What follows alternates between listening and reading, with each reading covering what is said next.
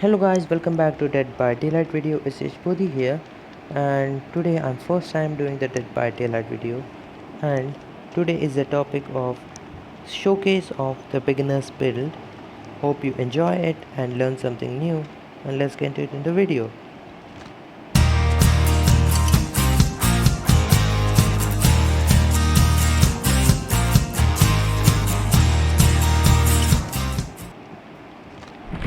Alright, so here we have our perks.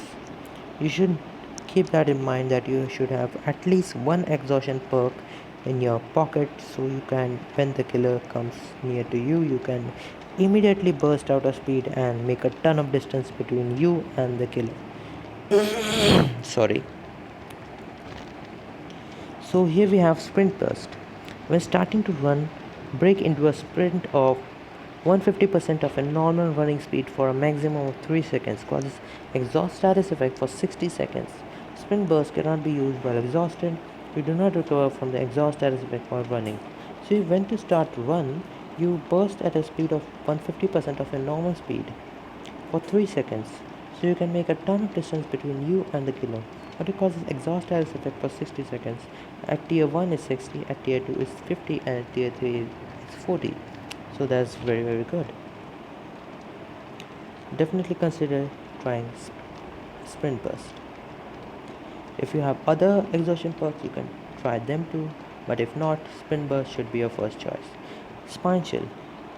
At 36-meter range, when killer is looking at your direction, spine chill lets off and is constantly lit on when the killer is coming towards you, so you can know when the killer is coming towards you, and you can at the beginning only move away from the killer and keep a distance from him, or you can hide inside a locker or behind a rock, be stealthy.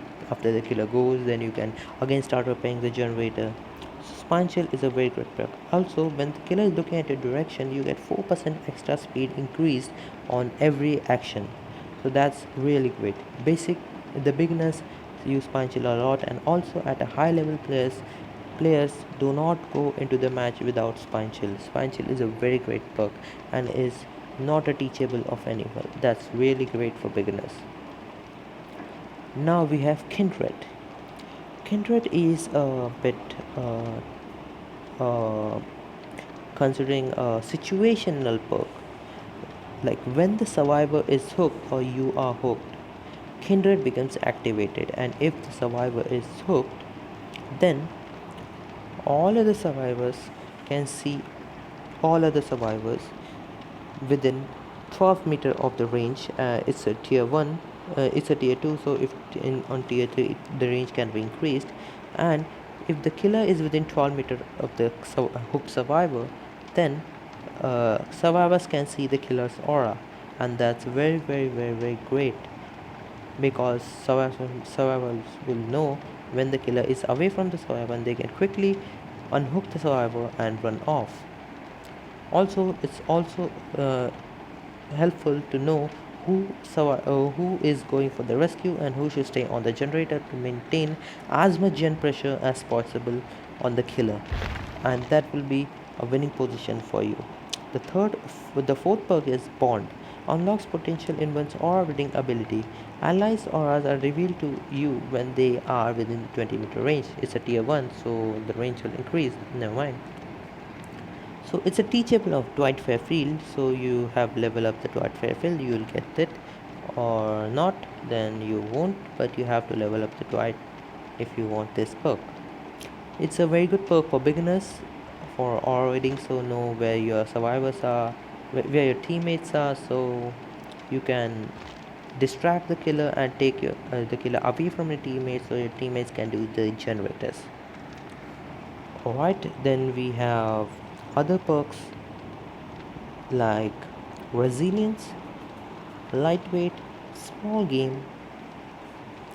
What resilience does is it's a situational perk, but when you are injured, that time only the resilience will go on. What will resilience do is when you're injured, you'll get a speed boost increase of 3, 6, and 9%. or according to your tiers while you are injured on repairing and sabotaging all other actions. So resilience will be a great choice who consider being injured all the game. But if you try to heal after you get hit, then this perk is not for you, because this perk needs someone to be injured to get activated. Otherwise, it's a useless perk. Then we have lightweight. Lightweight is a perk that actually helps you to evade the killer easily, and the reason is the scratch marks staying on the ground stays 1 second less, 2 second less, or 3 second less according to your tier, and makes a killer difficult to find you. By default, scratch mark stays for 7 seconds, but if you have tier 3 lightweight, so you scratch marks will only stay for 4 seconds.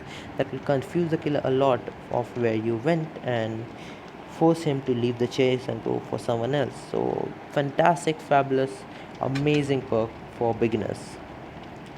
Do try checking it out and consider yourself taking this perk. Next we have small game.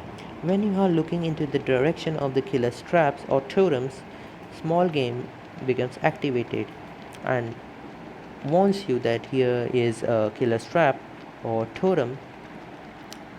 The killer's trap will be a trapper or hag, so you can know where to go, where not to. Small game has a cooldown of 15 seconds. So each time it activates, it will take 15 seconds to activate again. It will only activate when looking to direction of traps and totems. So it's a very useful perk for finding hex totems.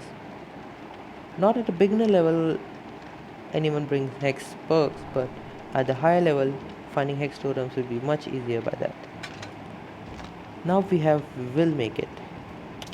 Will Make It is not of a good perk because it only activates when you unhook someone from the hook, and you don't often unhook someone. You actually go for 1 or 2 unhooks in the match, so not a much great perk. But what it does is it gives you 100% speed increase while healing others for 30 seconds, and all according to your tiers after you unhook.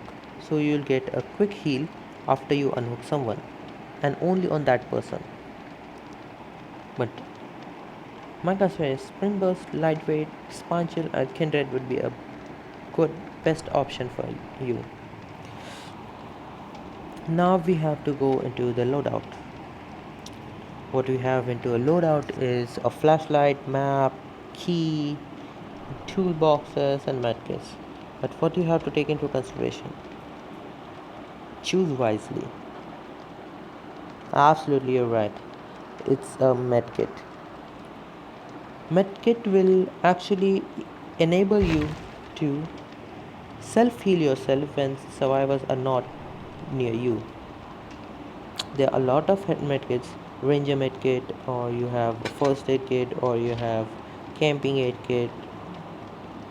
You should take the one which you feel more comfortable with. Now here we have a first aid kit with 24 charges. Now one heal takes 16 charges. Here we have 24 charges. If we want 2 heals, it will take 32 charges. We don't have 32 charges. How much charges do we have left to complete 2 heals? It's 32 minus 24 is 8. So we need an add-on which gives us 8 charges to complete 2 full heals. So now we search for an add-on which will give us 8 charges. So let's go into the add-ons. And this medkit actually considerably increase the speed that you heal yourself, so that is also a very good thing that you quickly heal yourself and then get on to a generator. Okay, now we got into our add-ons. Now we have to see what add-on gives us 8 charges. It's the bandages, which gives us 8 charges on a medkit, so that will be 24 plus 8 is equal to 32. We have 2 full heals on with us.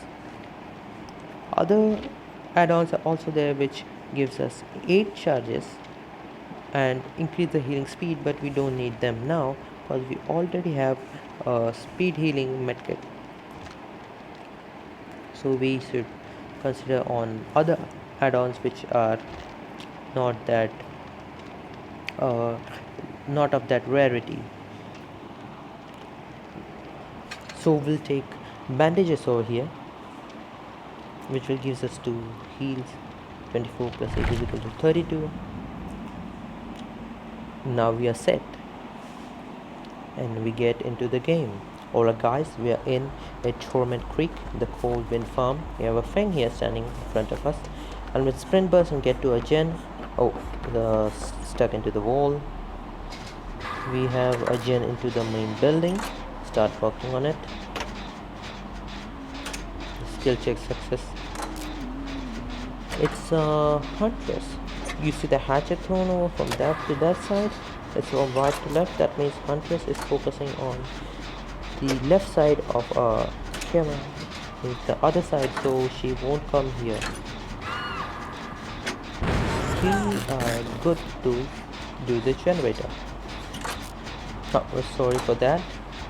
I was distracted, and the skills are a bit difficult this time. I think it must be Hex Huntress Level.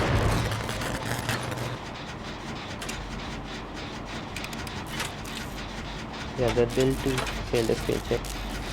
At this level, failing a skill check is a bigger issue because we are rank 6, so no one fails the skill check so often. And you saw the hatchet?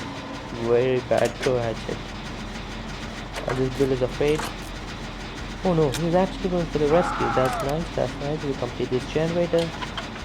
David has been chased. Bill is going for the rescue. Oh, David is down. That's bad. Never mind. Bill is going to get the rescue. That's great. We complete this generator and go help the David if possible. Sprint burst towards him. Oh no, he's already been picked up. Never mind. Did she see me? Did she see my scratch marks? No. Or maybe not. Oh, now as Kindred is active, now we can see that we are able to see where the killer is going because of Kindred. So that's very good. And she was not able to find us because of lightweight, because our scratch mark disappeared very quickly. Now we unhooked him, so she will come towards us now. And what we have to do is we have to make a safe rescue, so we have to take hits for the David. Now here we get hit, never mind. We get into the second. Now she is aiming her hatchet. We come this down. Oh, and she misses. Nice, we loop her here. Oh, double back. Nice 180. Drop the pallet. Be safe. She's aiming her hatchet over here. And dodge. Nice one. Loop around this. Oh, one more time. Not dropping this pallet. Vaulting this. Oh, that's a medium vault. No. We got down here. Never mind. 3 people are doing 3 different generators. That's a very good situation over here. Because now she'll be fresh blast. Because 2 people are doing generators. And one person is coming with the unhook. That's very good. And there's 1 gen completed. Yeah, Bill is sneaking out for rescue, and there's the David too coming for the rescue. Yeah, Bill gets the rescue, and we have to run because Huntress is coming towards us. We sprint burst away from her. That gives us a ton of distance, and she's not coming towards us, so we should definitely stick on to a generator. Okay, we do this gen. Of course, we'll heal ourselves. Or it's a Huntress, and she can aim from far away from us, and we can go down. So it's better to heal first.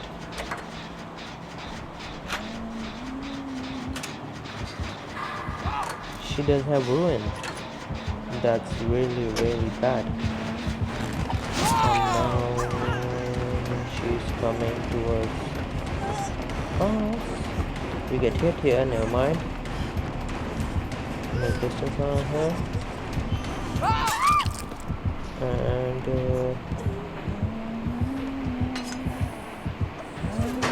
oh, here we go down.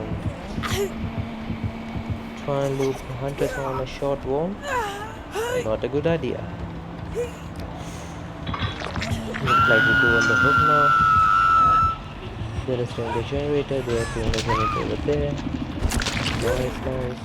That gen gets completed in 3, 2, 1. And bam. Oh, might be revived.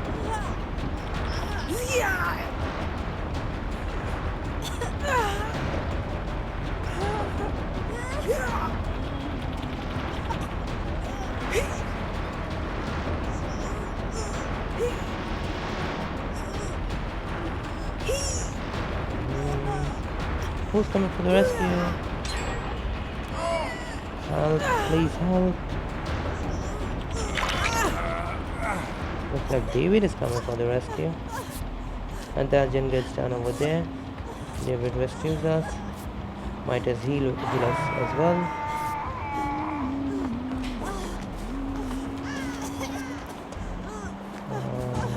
She hooked the bell.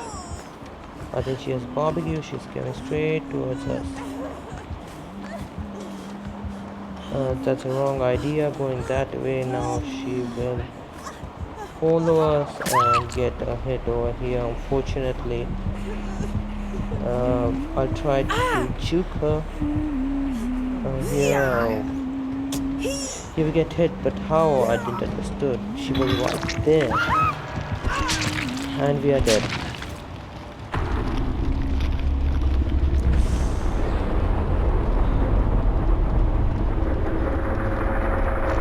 Sad life. Never mind.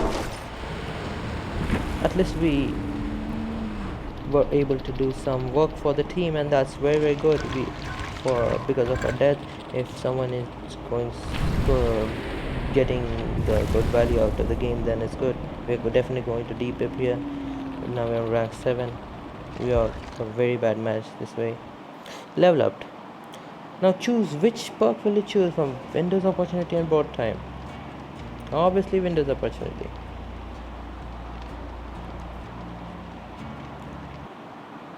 So hope you enjoyed, learned something new, test out this build, and I'll see you guys in the next one. Peace out.